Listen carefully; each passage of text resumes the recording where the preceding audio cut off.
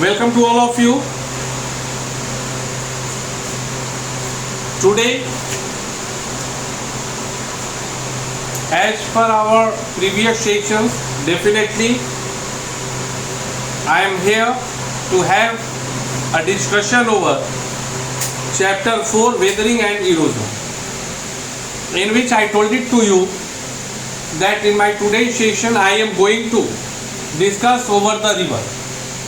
So for that, definitely today itself I am present in front of you for having discussion over work of river.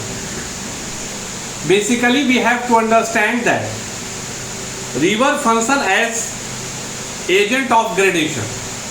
वह gradation के agent के तौर पे काम करता है इन 3 ways, 3 प्रकार से. पहला, they erode rocks.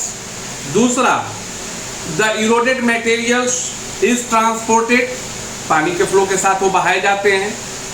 And the last, further deposited along their course, जमा भी होता है. एक सरल भाषा में समझ लो, चीजें बहुत ही आसानी से समझ में आ जाएंगी. गंगा नदी है, गंगा नदी जहां से भी गुजरती है बालू दिखता है. बोलिए कहां से दिखता है? बालू आया कहां से? इसका मतलब कि अपने उद्गम से वह पत्थरों को तोड़ते हुए अपने उच्च प्रवाह के कारण बहाना शुरू करती हैं, और वो पत्थर जो है जल प्रवाह में उसके साथ बहते बहते घर्षण के कारण क्या होता है, टूटते चला जाता है, और बालू हर जगह हम लोगों को गंगा के प्रवाह में दिखता है. लेकिन क्या उसकी प्रवाह वैसी ही बनी होती है? तो बोलिएगा नहीं सर, पत्थरों को तोड़ा, उसको कैरीड अवे किया, लेकर भी गया, लेकिन at the last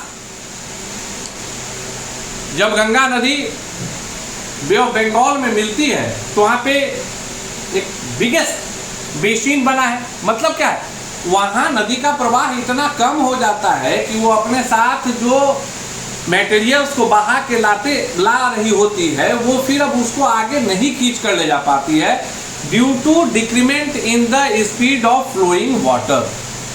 and due to that they left that materials in that area, and that one was the reason behind the making of basin. यही कॉन्सेप्ट. तो डेफिनेटली नदी को समझना है, वी हैव टू स्टडी. तो सबसे पहली बात, नदी जहां से निकलती है उसको क्या बोलते हैं? उद्गम बोलते हैं. क्या बोलते हैं? उद्गम बोलते हैं. उद्गम मीन्स, हिंदी हुआ तो अंग्रेजी में सोर्स.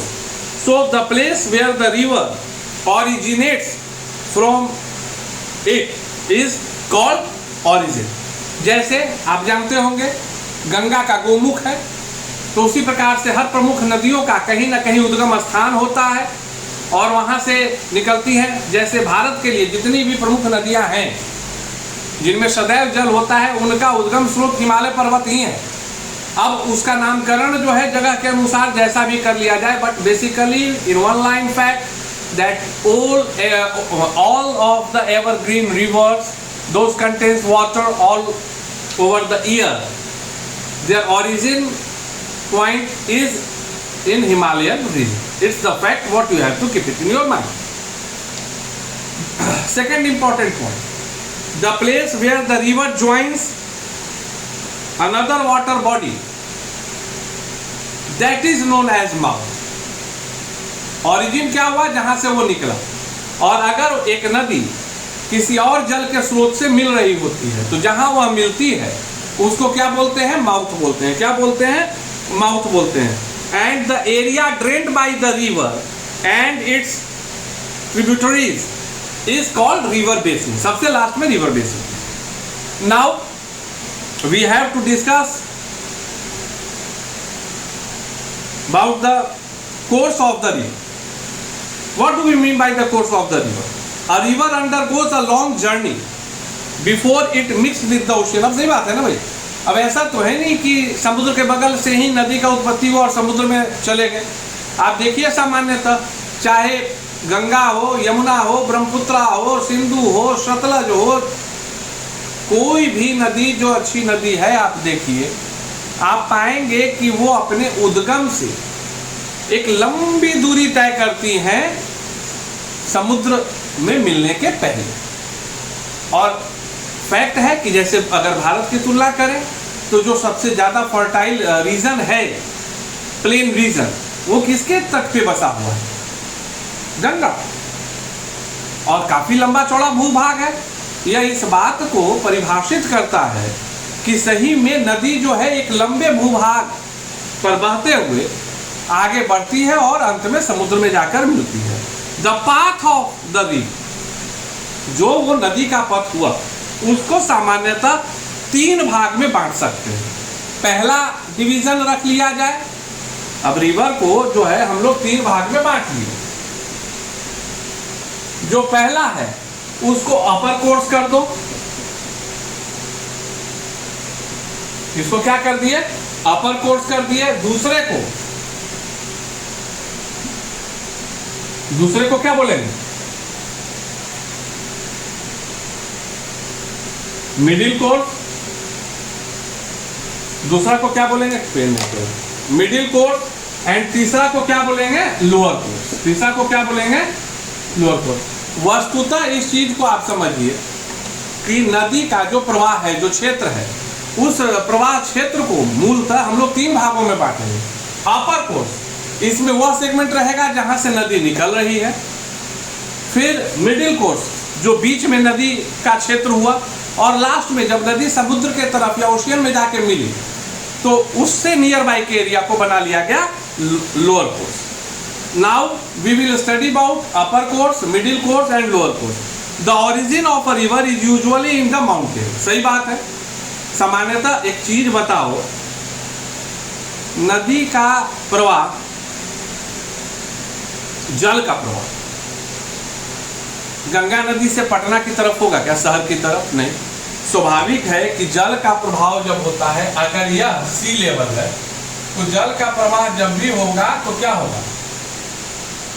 ऊंचे से नीचे स्थान की ओर, और उसी तरह से यह रास्ता अपना बनाते जाएगी जहां सी लेवल घटता जाएगा। मतलब हाई एल्टीट्यूड से लो एल्टीट्यूड, ऊंचाई से नीचे की तरफ जल जो है अपना रास्ता बनाती है, और वह जो रास्ता बनकर तैयार होता है वो जल प्रवाह का रास्ता होता है। और वह जो जल स्रोत जो अनवरत हाइट को डिक्रीज करते हुए अपने पथ को बनाते हुए चली जाती है, उसी को अल्टीमेटली हम लोग नदी का नाम देते हैं। Am I correct? यही तो है तरीका नदी का। वैज्ञानिक तरीका अगर किसी तरह से समझा जाए कि हाँ भाई, ऊंचाई से निकलने वाली जल की धारा जो लगातार नीचे की तरफ प्रवाहित होते हुए और अनवरत तौर पर बहती चली जाती है, उस का नाम क्या है? नदी है। That flow of the water is going to be considered as a river.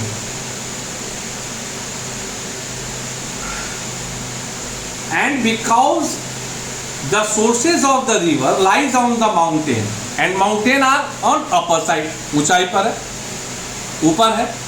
That's why that region is known as upper course.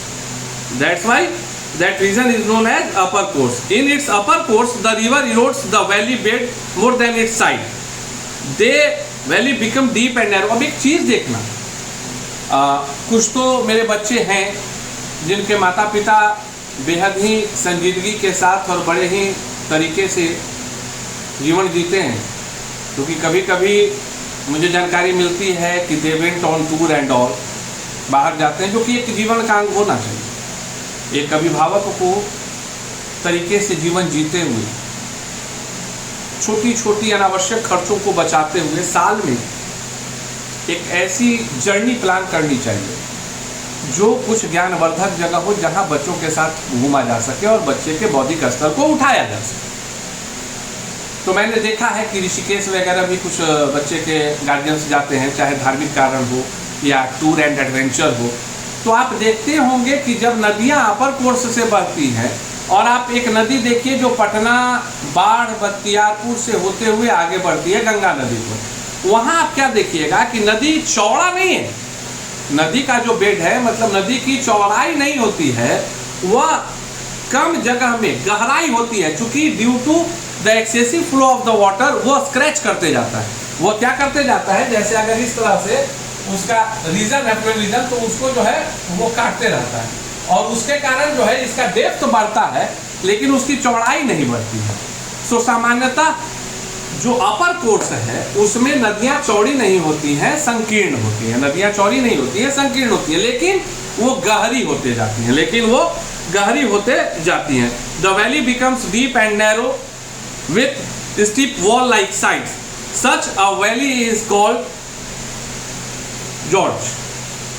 A river moves swiftly in a hilly area, and this results in more erosion. The erosional work of the river leads to the winding of river valley, and it's come to be known as V-shaped valley.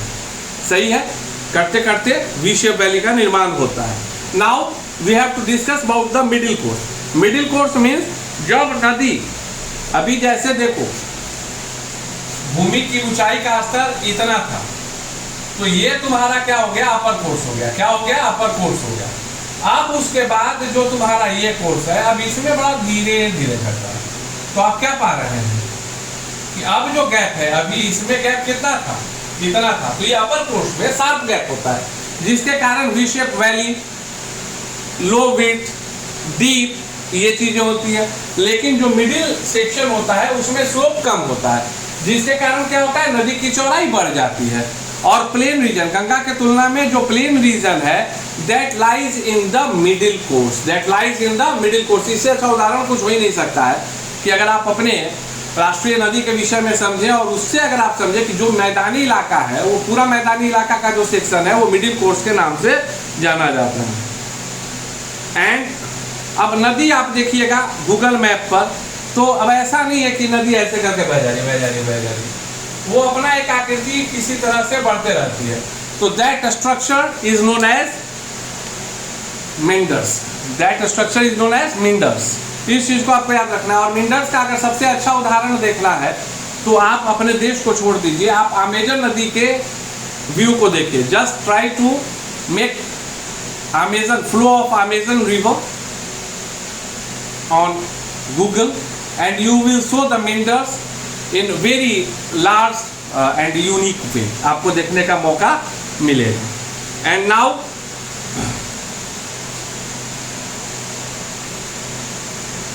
a part of meanders, sometimes one another kind of a structure forms due to the flow of river, and that one like this, and this one is known as oxbow lake. That one is known as oxbow lakes. You have to keep it in your mind. And in lower course you need not to worry at all. Lower course means what? As the river approaches to the sea, it flows very slowly and slowly. अब क्या हो जाता है कि जब lower course की बात आती है तो ये लगभग अब खत्म हो जाता है, मतलब अब लगभग जो है ना ये सी लेवल के तरफ ये हो जाता है, और जिसके कारण क्या होता है, प्रवाह जो है बेहद ही कम हो जाता है, नदी की गति बहुत ही, जल प्रवाह की गति बहुत कम हो जाती है। And due to that, what happens that whatever the material that river was like continuously carrying from the upper course and as well as the middle course, वहाँ वो आते आते वो साथ छूटने लगता है, और उसको छोड़कर ही नदी का जल जो है धीरे धीरे आगे बढ़ने लगता है, because they don't have any power to carry the materials along with the flow of themselves. And this divides the main river into several streams or channels. अब क्या है कि अब एक चीज समझो कि अब ये नदी है, अब ये नदी आ रही है, अब यहाँ पे जो अंदर का था वो अब जमा होने लगा। तब क्या होता है कि नदी जो है छोटे छोटे धाराओं में आरा तिरछा होके उसको जहाँ उसको, चूंकि वो अब सामान को नहीं निकाल सकता, वो जो है ना अब अपने साथ जो गाद मिट्टी और जो कंकड़ पत्थर जो लाया वो अब उसको कैरी नहीं कर सकता है। तो वो क्या होता है कि छोटी छोटी धाराओं में वो नदी का जो जल है वो समुद्र की तरफ जाने लगता है। And that is known as distributaries, that is known as distributaries.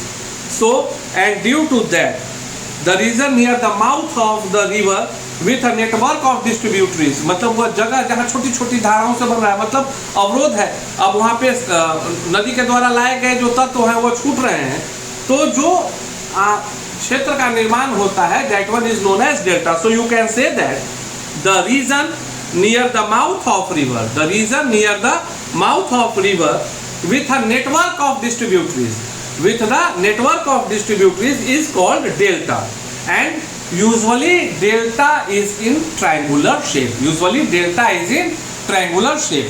So by the writing this line, that the region near the mouth of the river with a network of distributaries is called delta, and it's triangular in shape. This one is a definition of delta, that what do you mean by delta, or how you can define delta.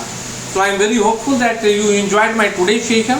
In next session we will start studying about work of sea waves and all. Thank you. Have a great day.